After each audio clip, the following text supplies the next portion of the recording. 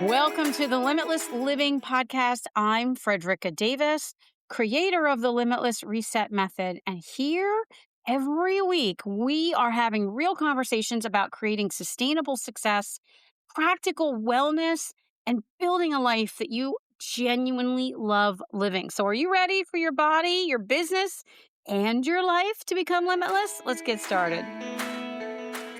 Welcome back to Sustainable Success Tuesday. I'm Fredricka Davis, creator of the Limitless Reset Method. And every Tuesday, we talk about creating meaningful success in a way that actually supports your health, your life, and the woman that you are becoming. So today, we're doing something a little different here on the show. I'm answering some questions that people have asked me about why I started this podcast and what keeps me going and whether I've always been confident, and how I learned to speak in front of other people when I was, in all actuality, petrified to do it. So I thought this would be a nice way for you to get to know me a little bit better, especially if you are newer to the podcast. And if you've been here for a while, there's still maybe a few things in this episode I think that will surprise you. So let's get into the first question. With everything you already do, why in the world did you decide to start a podcast? So, for those of you who don't know me, I'm a wife, a mom, all the other wonderful things in life, friend, daughter, this, that, and the other thing. I own a wellness center. I'm in the midst of writing a book. I teach at retreats, coach and strategize, and I do corporate wellness speaking. A lot of things, right? So why in the world did I decide to add a podcast in there? Yes, that was the question. And it's been 40 years, more than 40 years, actually. Mostly one-on-one that I have been working with people and in smaller groups, even though I've taught some larger workshops, spoken to some larger groups.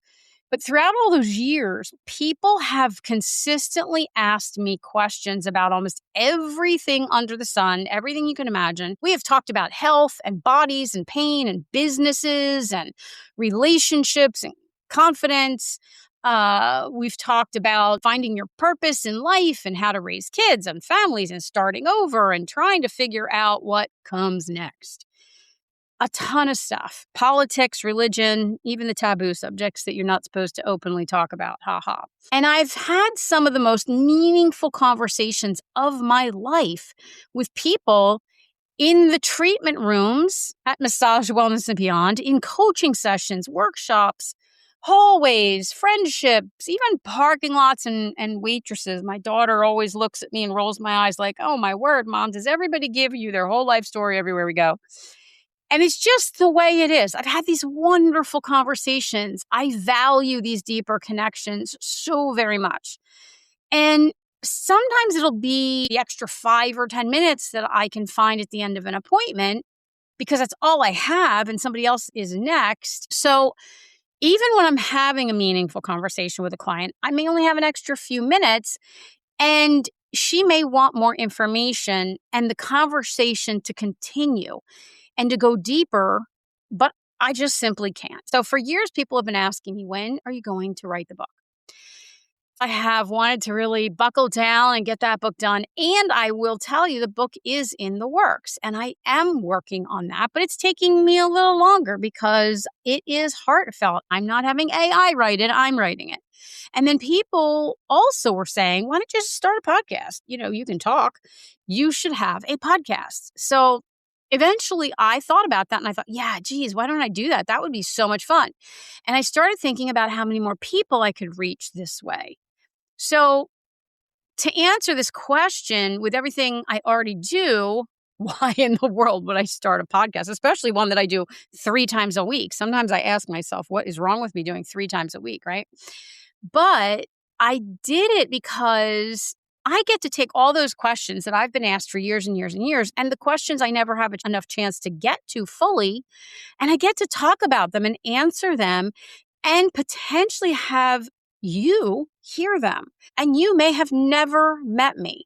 If something I say helps a person feel better, if it helps you feel better, live better, communicate better, love better, or believe that there is something more that is really genuinely possible for you, then I have accomplished what I set out to accomplish. So once I started looking at things that way, I got extra excited about doing a podcast. Now, becoming excited and actually starting the podcast, they were two entirely different things, I can tell you, if you haven't listened to episode 1, where I tell a little bit about that.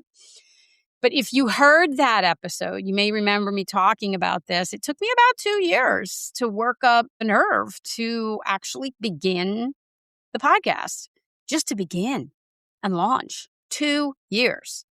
I kept thinking about it and I kept planning it, and I had lists of things I wanted to talk about. I was keeping track of what people were asking me and what might help people and what topics came up in coaching conversations and in my programs and all sorts of things. I was on Amazon looking at all the different microphones, thinking about which platform I wanted to host it on and all the tech and all these things. Okay, you get the picture. And I was imagining what it had the possibility to become, and then perfection got me stuck. It really just got overly involved in my head. And I wanted to know exactly what I was doing before I started. And I wanted it to sound perfect. I wanted the episodes to be really worthwhile, substantial, and all the technical pieces to be figured out, and so on and so forth. Can you relate to this? Do you have a project or something that you've been wanting to do, but you just keep getting caught up in it being perfect, and it keeps you from actually ever doing it? Well, that was where I was at. And so often we just tell ourselves that we're preparing, but sometimes what we're actually doing is postponing. We're procrastinating and postponing that moment when somebody might actually see us learning. And by that, I mean, if we do it imperfect, it's just that someone's seeing us learning and improving. So finally, I said, okay, that's enough. You know what? I have all these things people are asking me. I already have all these topics I'm helping people with one-on-one. I know there are other people who can benefit from hearing these conversations. So I'm just going to do this. I'm going to begin, even if it's a little less than perfect, but I'm going to make it happen and begin. And that's exactly what I did. I started before I knew exactly how everything was going to work. I started knowing that I might listen to those first episodes a year later and just cringe, hearing all sorts of things that I know I would want to do differently. And it's okay. At least I started. And I know some of you have actually given me some wonderful feedback. And I welcome feedback, good, bad, or otherwise, because it helps me improve.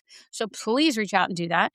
But I know some of you like to start from the very beginning. So if you started in the beginning, you've been listening, you probably can see there's a little progression. You know, music has come in and there's an opening and a closing. And anyway, it's just hopefully getting better and better. Now, I run a wellness business. I work with clients. I lead a team. I coach and I teach. I create programs and workshops. I facilitate workshops and retreats. I have a family, a home, and my own health with its own health challenges to take care of. And there are weeks when this podcast process goes smoothly, really smoothly. There are also weeks when I'm finishing things much closer to the deadline than I would prefer. If you happen to catch an episode that gets released later on a Saturday than it should, I shoot for 6 a.m. every day for these podcasts to release, then that's what happened. I was just closer to the deadline than I had anticipated or planned. But what keeps me going is honestly my sense of purpose. I get a very personal reward when I see that something I've done or said has had a positive effect on somebody. And the other day it occurred to me that as I'm doing all of these things and my voice is there and my thought processes, my experience, wisdom, teachings, education, all of this is out there for the world to hear.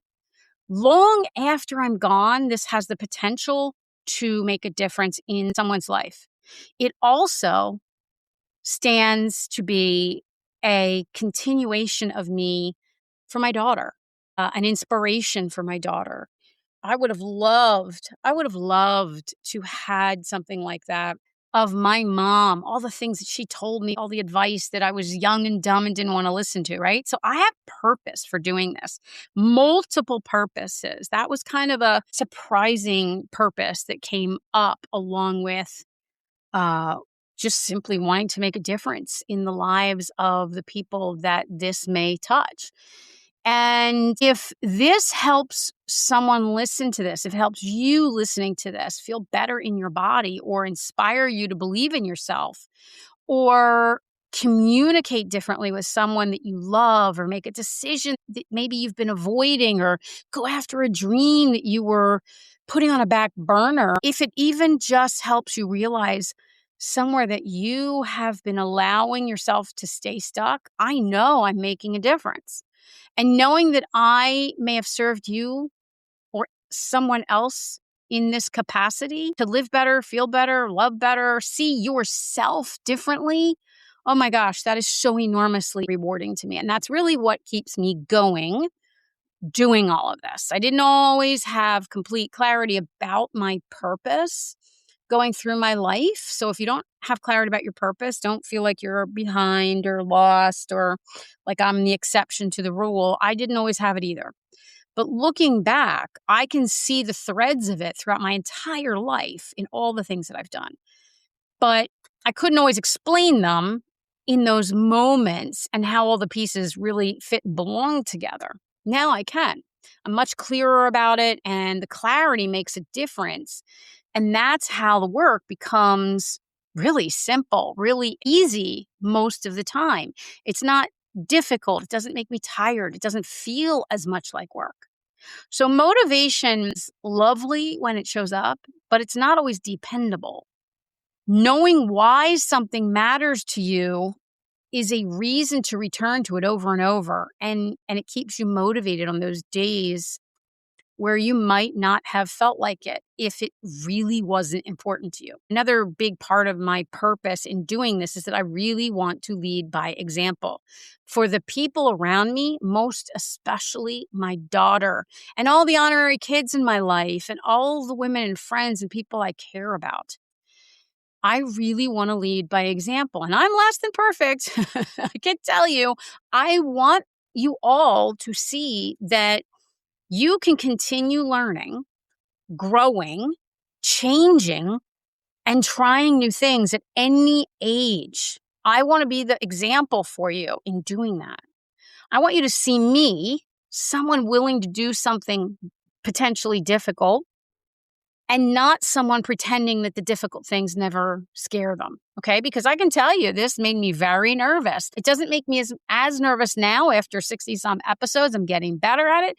But releasing this and having my people, my friends, my family, my clients hear these and having the thought that, oh, geez, what if somebody disagrees with me? What if somebody doesn't like it? What if, all the what ifs, I get it. Am I perfect in all of this? Absolutely not. Do I know everything? Absolutely not. Do I speak from experience and education? Yes, I do. I am not perfect, but I really, really try. And I hope the people listening to this, I hope you listening to this, I hope the people around me see that I am an active participant in my life. I am participating in creating my own life. I'm not just sitting back and waiting to see what happens to me next, waiting to age, sitting there thinking, oh, well, it's just part of aging or it's just the stage I'm in and that things just happen to me, because I want to inspire others to do the same. I want to inspire you to be actively participating in creating your life. So that brings me to the next question. And I hear this pretty often. And this is, were you always this confident? And then right behind that, usually someone will say, well, I'm not that confident. I couldn't do what you do. I was not always this confident at all. I was raised as an only child. I grew up on a farm. I had confidence in certain ways. And I had a mother who always taught me, thankfully, that I could do anything I wanted to if I set my mind to it. That gave me a very important foundation. But at the same time, I was bullied. I had so much bullying when I was younger. And people who know me today would not necessarily guess that. I was seriously bullied. And I experienced a lot of loss, a lot of change all through my childhood, which just derailed me frequently. I lost my dad when I was very young, and there were moves, and there were other circumstances and financial strife, and all sorts of things that really turned my life upside down for a lot of years. And quite a few things I could list in my adult years, if we're being honest. And there were plenty of acquired insecurities underneath the surface the entire time. Now, what I learned to do, though, back then, some people get quieter and just reserved and go inward. What I did was I overcompensated because I wanted to hide all those insecurities. I had learned through the bullying that if you showed weakness or vulnerability, I called the V word, I still call it the V word, that usually that bullying became worse. So I became outwardly tough. I learned to look confident even when on the inside, I was genuinely feeling so insecure and most often petrified and like I wanted to crawl in bed and pull the covers up. And I went through a period of time. I think my mom thought I had a sleeping disorder, but I was really depressed because of everything in my teens going through all of this. So have I always been this confident? Absolutely not. And my outward confidence, it became my armor. It was my way of saying, you can't hurt me, or I'm going to verbally hurt you first and make sure you know that you can't come up here and I'm the tough guy. So don't even try it, mister.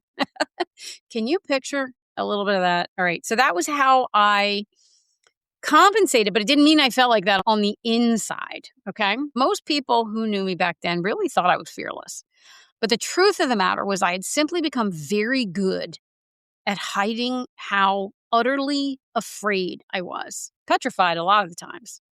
There were missed opportunities when I was younger because of that insecurity.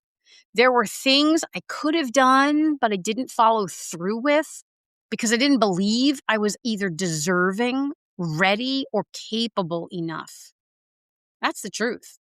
I had to work through all of that. There was a time when I could not speak at all in front of people with any comfort level whatsoever. And when I was younger, I became involved in a direct sales company. People can say whatever they want about those companies. I will not talk down about that experience because honestly, it was one of the best developmental experiences I ever had. I also took self-improvement workshops. I also read self-improvement books. I also processed things. I did a lot. But when I was in this company, I worked hard. I made good money, actually made money with it. I became successful and even earned several company cars. One of the most valuable things that experience did was teach me how to talk to strangers and speak in front of a group. Now, I started in front of a group of 3, then in front of 6, and then eventually became larger groups. Every single time I was petrified. The difference was that I had goals. I was being coached and trained by my mentors in the company, and I was committed to working through that fear because there was something I wanted on the other side of it bad enough. I practiced and kept going, and eventually I got better. I made tons of mistakes. I'd walk away from things going, oh my gosh, I can't believe I said that. And mortified. And I would turn bright red. I mean, all the things. I'd break out in a sweat, all the things. Technology is another example. I can tell you, I got my first laptop when I was in my 30s, okay? I don't know how old you are listening to this, but maybe you can appreciate that. And maybe you're younger and you're going, your 30s, oh my gosh. And I had no idea what I was doing. I was so afraid I would push the wrong button and everything would disappear. I remember my ex just laughing at me because I was so nervous that I would break something and then he would be upset and it would all disappear. So eventually, when I got this laptop, I had a business already and I had things that I wanted and needed to accomplish. So I had a motivation, I had a goal, I had a purpose, and I was driven to figure it out. Trial and error, trial and error, trial and error. So I started doing that. I started figuring it out, and I learned through all these trial and errors. I made a ton of mistakes. I failed myself forward. You might have heard that term, just fail yourself forward. And I really believe in that. If you're not failing, you're not trying hard enough.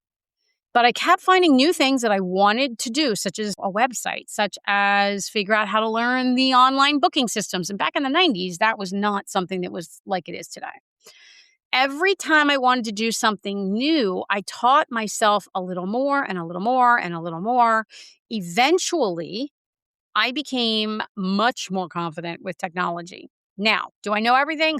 Nope. I don't think I ever will. It just keeps changing and evolving so fast, it's hard to keep up with. But I'm still learning new platforms and trying to navigate this rapidly changing world of AI. In fact, I took a whole class on that today so that I can help my women entrepreneurs that I work with.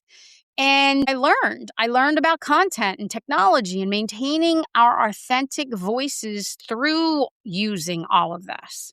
The difference now is that I no longer automatically assume that not knowing how to do something means I can't, because I have evidence over all of these years that I can learn. I can learn almost anything. First, I believe it, then I do it, then I know it, and that becomes evidence. So when we look at someone who spent 20 or 30 years practicing something, we assume she was born knowing how to do it, right?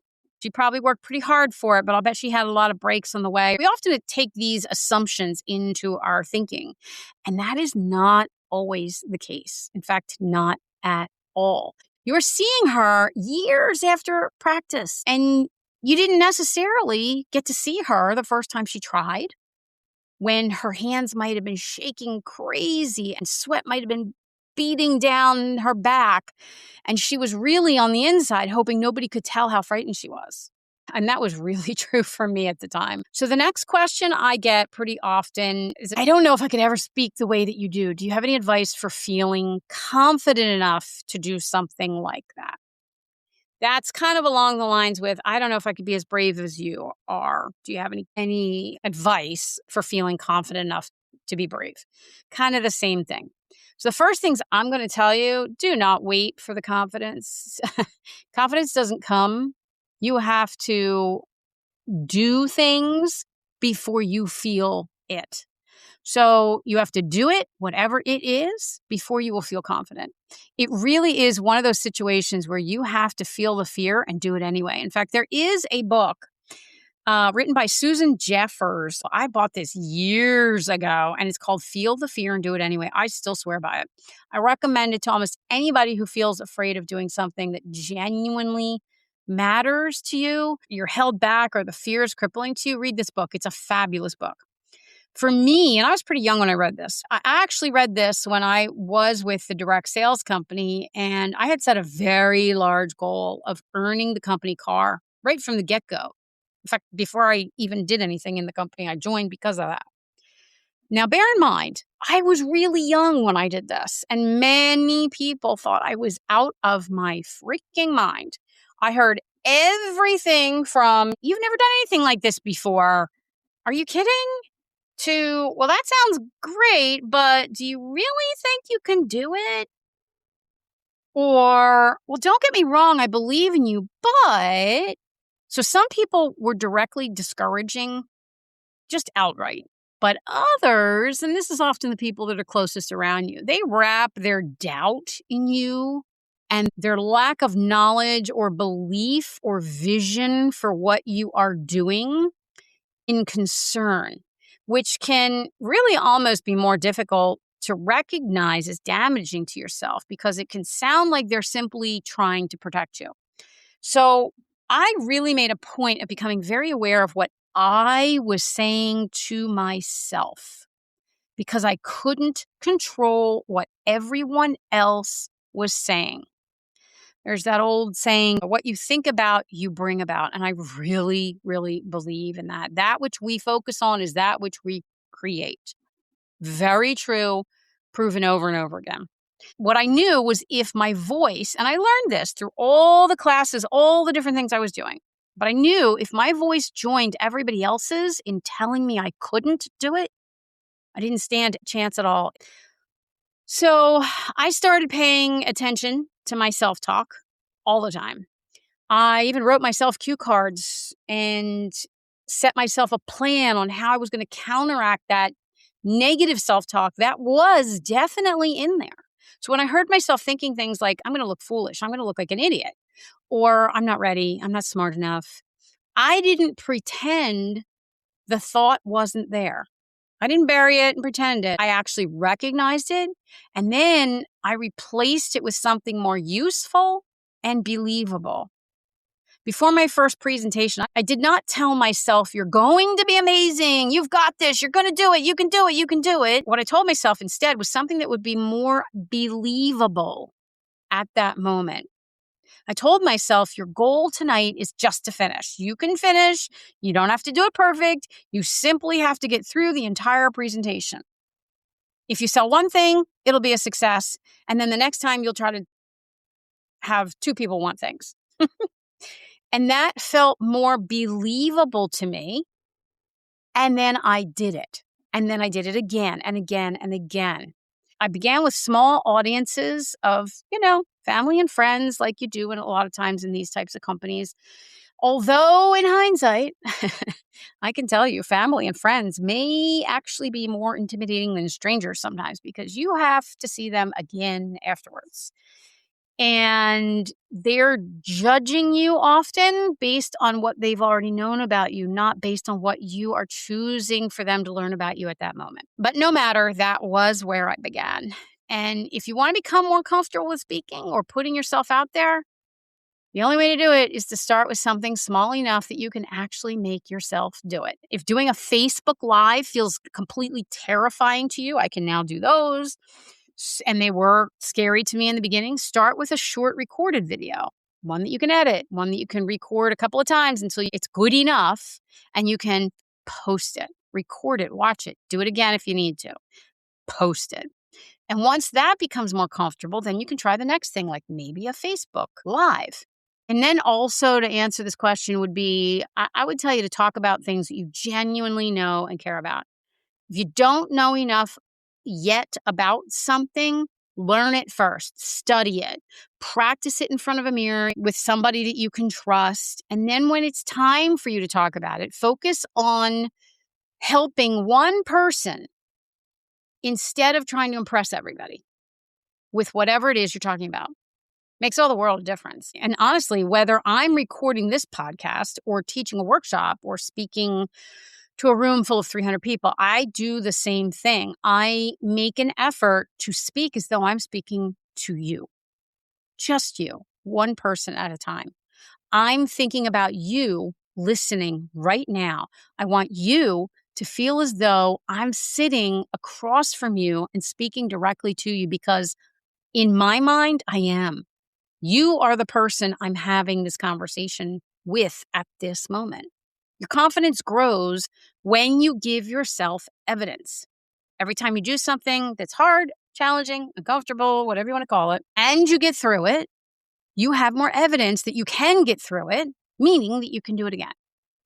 So nervousness doesn't go away. Fear doesn't often always go away, especially when the audience or the platform or the subject or whatever it is new. And I can tell you, I still get nervous. The difference is that now, instead of getting nervous and having beads of sweat come down my back, I usually don't become nervous until immediately before I begin.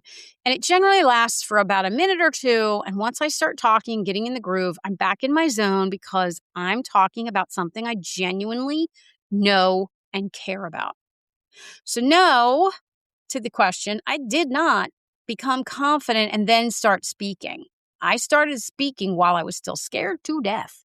And that's how I built the confidence. So I have one final question for today. And that question was, why did you name the podcast Limitless Living?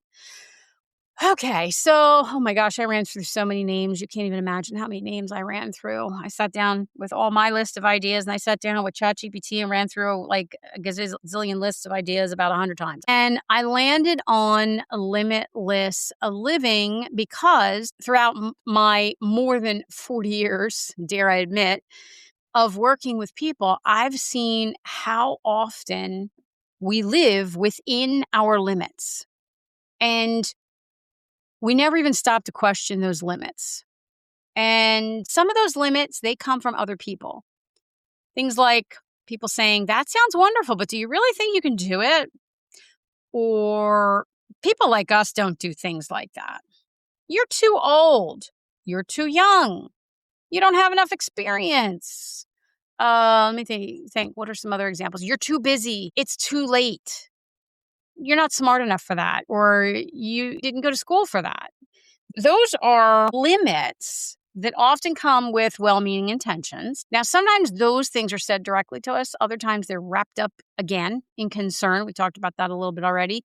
And when we hear them often enough from other people, they can eventually become part of our own voice, part of our own belief system, and they become limits that other people gave us. Then we start telling ourselves these stories like, I'm not ready. I'm not confident enough. This is going to be too hard. I don't have the focus. I don't have the strength. I'm not smart enough. I've already missed that opportunity. I'm too old. My body just is what it is. I can't fix it. I can't make it feel better. I don't have what it takes, or this is just the way my life is now. It's just, this is retirement. This is whatever. We live within a lot of limits that we don't even think to question. We just adopt them. We begin having aches and pains, and automatically we decide, oh, well, this is just what happens when you get older. I just had this conversation yesterday and today with two friends of mine, and it's not. We're not meant to just have all these aches and pains automatically when we get older. We're not. Science tells us that. And then we see what's happening to other people around us. And without even realizing it, we begin treating their experiences as a prediction of what will happen to us. I forget what the exact statistic is, but something like the average income of your six closest friends is likely to be your average income. And then, of course, you've all heard that, we're a product of the people we surround ourselves with, right? Well, this is one of those ways. When we're hearing things from them and we're hearing things that come out of their mouth, or seeing things that they're struggling with, or seeing how they're living, and we adopt those things consciously or subconsciously. And we do this with our health, our finances, our careers, relationships, children. And then what we believe is still possible at any given point in our lives changes. Their ideas, their examples start to become like ceilings to us. So from what I've experienced and seen in my own life, what I've seen with my clients is that a lot of those ceilings, we build them from assumptions, from fear and old information and other people's lived experiences and stories we have repeated for so long that now, instead of them feeling like stories, they actually feel like facts, whether they are or not. Now, in all honesty, we can back up here. It doesn't mean every limitation is imaginary. We do have real responsibilities in life. I know many of you have real health challenges, financial realities, losses, and different periods that you are in your life, different seasons when your capacity is genuinely limited for whatever reason. I recognize that. I've lived it. I get it. I recognize it. Limitless living does not mean to me that we pretend those things don't exist.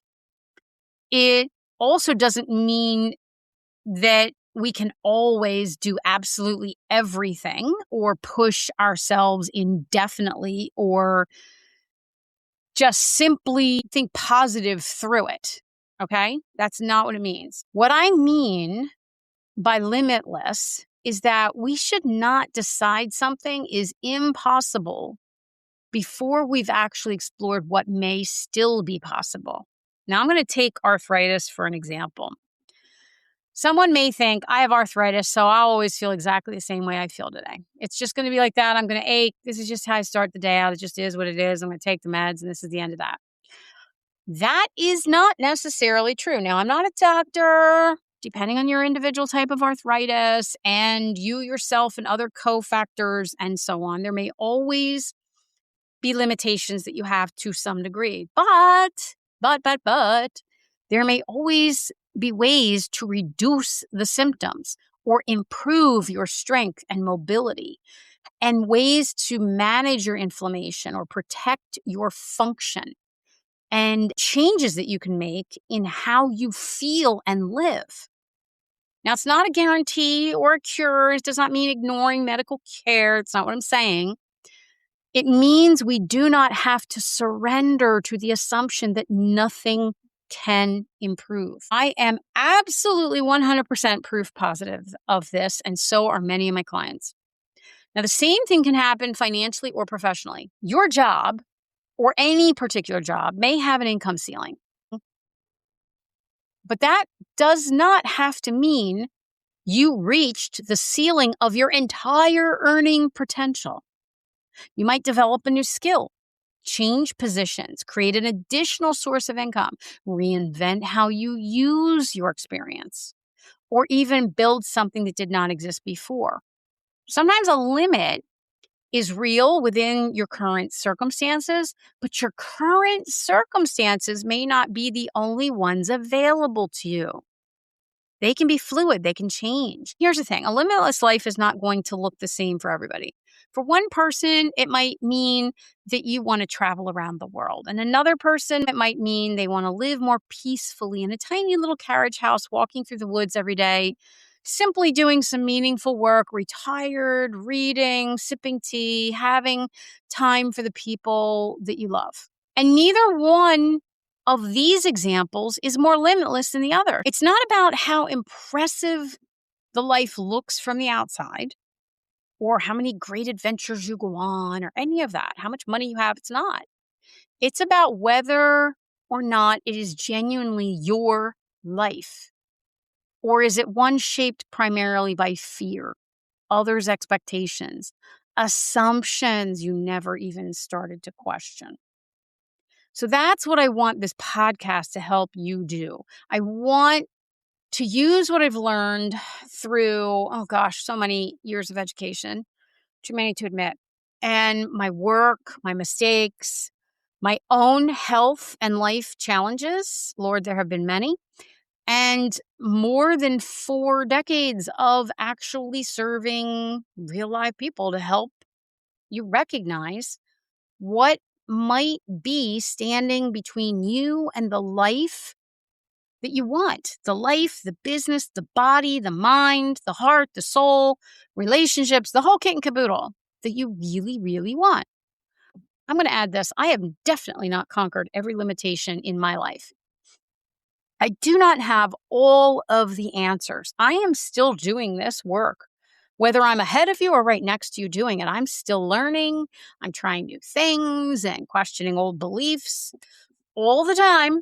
And I am stepping in and becoming more of the woman that I know I have the potential to be, that I want to be, that I'm capable of being. So to me, limitless living, and why I named it this, does not mean living without any limits. It means really not allowing an unexamined limit to decide the rest of your life. So as I end this show today, let me leave you with this question. What is one limit you have that you've been treating as a fact without ever even stopping to question whether it is still true or not? It could be something you believe about your age, your body, your confidence, finances, abilities, what's still possible for you at this stage. This week's reset is to write that belief down and ask yourself, where did the belief come from? What evidence do I have that it is completely true? And what is one small thing I could do this week to test that? You don't have to overturn your whole life. Just be willing enough to question that one thing.